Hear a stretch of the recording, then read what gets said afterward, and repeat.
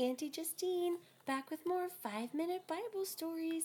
Today we're going to keep reading about Joseph, one of Jacob's 12 sons, who was thrown into the pit and sold into slavery in Egypt and was bought by one of the Pharaoh's officials named Potiphar. And then Potiphar's wife had him thrown into prison. Well, we're going to keep learning about this time in Egypt, where there's Pharaoh and there's Joseph. So let's get into it. Pharaoh's strange dream. One night, Pharaoh, the king of Egypt, had a strange dream. He was standing by the Nile when out of the river came 7 fat, healthy-looking cows, followed by 7 more cows. But these ones were ugly and thin. They ate up the fat cows and looked just as sickly as before. Pharaoh had another dream. In this dream, the 7 thin heads of grain swallowed up 7 healthy, full heads. In the morning, Pharaoh sent for all the wise men of Egypt, but no one could tell him what his strange dreams might mean, until the wine steward remembered Joseph from prison.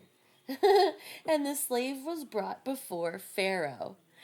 God helped Joseph to explain the dreams.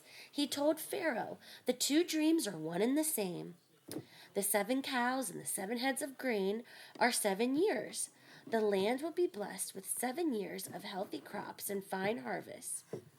But they will be followed by 7 years of dreadful famine. Oh no! You will need to plan very carefully to prepare.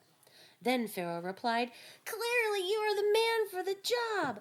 I will put you in charge of my land, Joseph, and you will be second only to me in all of Egypt."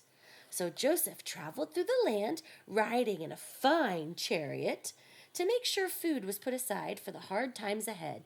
Just as he had foretold, for 7 years the crops grew better than ever before, and so much grain was put away in storehouses that he gave up counting it. After 7 years, the famine began. When people began to run out of food, Joseph opened up the storehouses and sold the corn. No one in Egypt went hungry.